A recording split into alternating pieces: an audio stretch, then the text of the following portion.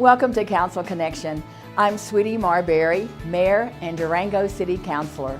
This program is designed to give you a snapshot of happenings at the most recent Durango City Council meeting. This time we look at the April 2nd meeting.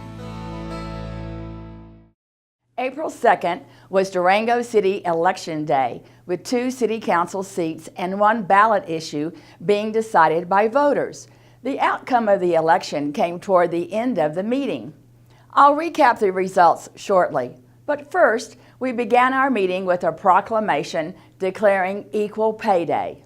I can tell you that last week, the Paycheck Fairness Act passed the House of Representatives and now goes to the Senate.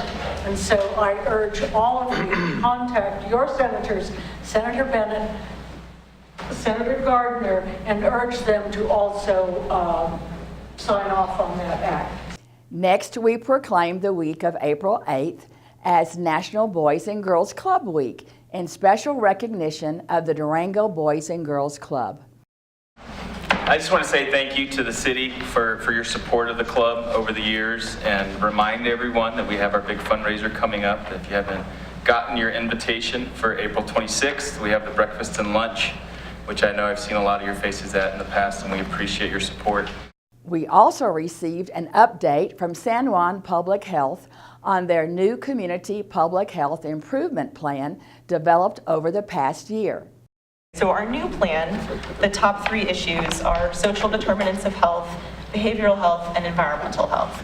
And again, as I mentioned, those social determinants, that housing, the economic opportunity, we know that we don't own that alone, and we're hoping that we can partner in the future with people to address that.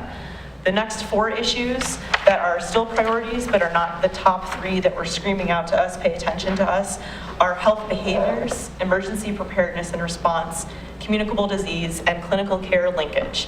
So for example, we want to work on social determinants of health before we work on health behaviors, because it's hard to tell people to buy healthy food and eat healthy food if they're struggling to afford food at all. You can see the complete plan by going online to sjbpublichealth.org. 6 items were on our consent agenda. These are usually routine and non-controversial matters that can be adopted by a single motion, unless an item is removed from the agenda. One worth mentioning was a resolution authorizing an additional appropriation of $269,000 for an airport terminal plan study. This stems from the recent purchase of 12 acres adjacent to the existing terminal, which will allow for less constrained growth of the terminal, parking, and other facilities. All the consent agenda items were approved. During public participation, we met members of the Durango High School ski team who performed well both on the slopes and were the academic all-state champions. Personally, I'd like to thank the city for supporting Chapman Hill, because the Alpine team, we train there, and we wouldn't be able to have a ski team if we didn't have that opportunity. Matt Morrissey and Tim Coos did a tremendous job to help us with the state meet this year with 40 inches of snow in 2 days, trying to run a ski race, so that was a challenge, but all the kids and athletes and coaches, parents and travelers, we had, I think, 500 plus athletes and other school teams here for that event. There was one legislative public hearing concerning land use development code amendments dealing with banner and small portable signs used by businesses in the community.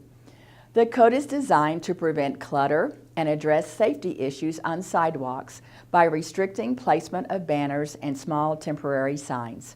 In general, we are going to have them against the wall, and like we said earlier, it's for that consistency, and it's less of an obstruction there, because even if it is by a tree, people could be parking their bikes or opening their car door there, so I feel like there's more opportunities for it to interfere with pedestrians on that external curb zone. Concerns were expressed about the expense to the businesses in complying with the sign changes and the impacts of visual and sidewalk coverage. By a 3-2 vote, with myself and Councilor Dean Brookie voting no, the city attorney was directed to prepare a final ordinance for the changes. One ordinance renaming Santa Rita Drive to Larry Valdez Way in honor of the Vietnam War veteran and Silver Star recipient who grew up in Durango was approved on first reading. Late in the meeting, we heard results of the 2019 Durango City election. Preliminary final results show Kim Baxter and Barbara Noseworthy will be your two new city councilors.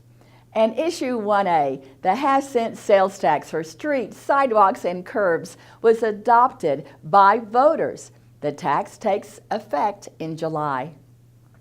Here are some upcoming events you should take note of. Don't forget the spring cleanup is underway, April the 8th through May the 3rd. For pickup dates and other information, visit durangogov.org/cleanup. And remember, the Durango Public Library Literary Festival featuring author Chris Bojalian has a reception and presentation by the author beginning at 5:30 p.m. April the 11th at the library. Our next study session will be April the 9th at 4 p.m. Our next regular council meeting is April the 16th at 6:30 p.m. Our new councilors will be sworn in, and it will be the final meeting for Councilor Dick White and myself. And that's Council Connection for the April 2nd Durango City Council meeting. I'm City Councilor and Mayor Sweetie Marbury. This is my final time hosting Council Connection as I leave office at the April 16th meeting. It's been an honor to be on City Council from 2011 until 2019. I'll see you at the grocery store. Happy trails.